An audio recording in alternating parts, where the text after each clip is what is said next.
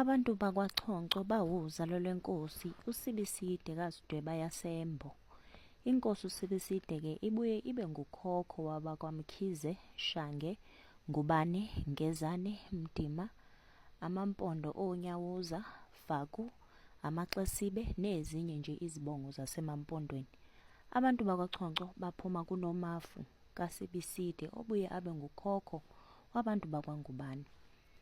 Isizwe lapho kuphuma khona abakwaXhoxho sibizwa ngokuthi isizwe samaBomvana, abakwaNgubane bona ngamaBomvu.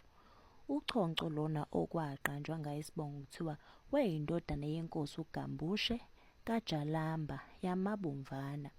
Yebo, inkosi uGambushe yona kanye le evele ezibongweni zeLembe uma kuthiwa inyathi ejame ngomkhonto phezu komzimvubu, amaMpondo ayesaba nokuyehlela. Nani bo uGambushe nani bofaka ningamhlabi. Ziqhubeka-ke zithi uGasane kade lubagasela, lugasele uPhungashe kwaButhelezi, lwagasela uMacingwane eNgonyameni, lwagasela uSondaba woMthanda ehlezi ebandla, lwagasela uNxaba kaMbhekane, lwagasela uGambushe emaMpondweni.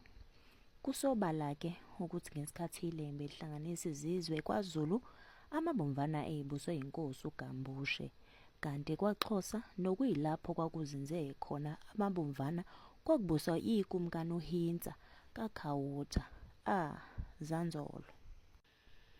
AmaBomvana ngesikhathi sesilushaka neKumkani uZanzolo ayezinze ezweni lakwaXhosa endaweni yaseXhorha. Ikomkhulu lenkosi-ke uGambushe lalibizwa ngokuthi kuseMgojeni, nanamuhla lisabiza ngalelo gama.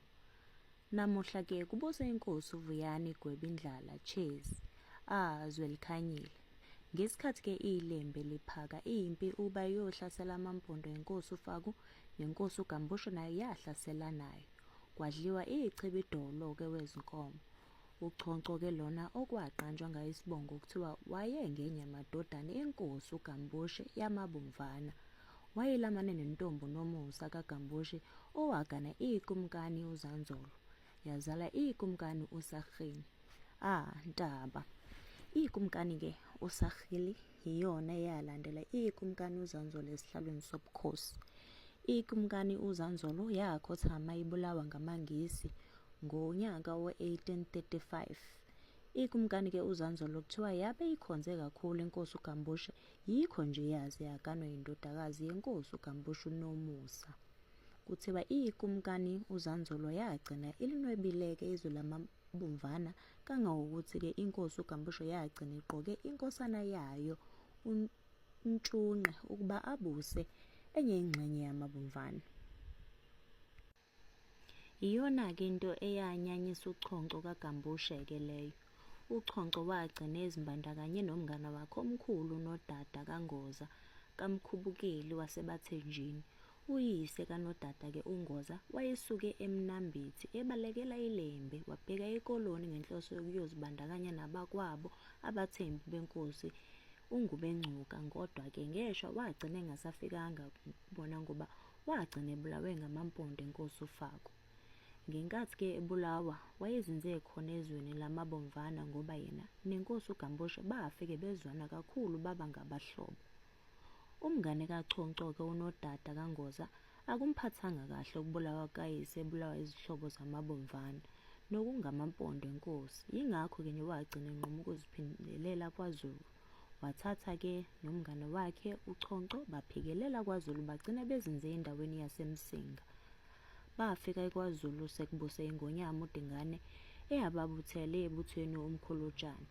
Ngonyaka ka-1838 uXhoxho noNodada balwa ngobuqhawe nakunguzikhandla empini yaseNcome ngenkathi kuliwa nabahlaseli bakaNgalonkulu u-Andries Pretorius mhla ziwu-16 kuZibandlela. uXhoxho wazala uShayimamba nokungiyena ogqama kakhulu ezithakazelweni zakwaXhoxho. Kodwa ekhona abomndeni wakhona kwaXhoxho abathi uXhoxho kusenguye uShayimamba. Kukhona-ke futhi nabathi uXhoxho ngelinye lamagama enkosi uGambushe. Kodwa-ke ucwaningo lwethu-ke luyakuchitha-ke lokhu. Ngicabanga ukuthi abantu bakwaXhoxho kusafanele basukume beyofuna izinqolobane ezolondoloza umlando wakwantu ukuthi kahle hle wayengubani uChoncho ngoba bayaphikisana bebodwa. Kukhona-ke amadodana kaNgoza asala emampondweni. Lawo madodana ngoMphahlwa, uMalaza nabanye.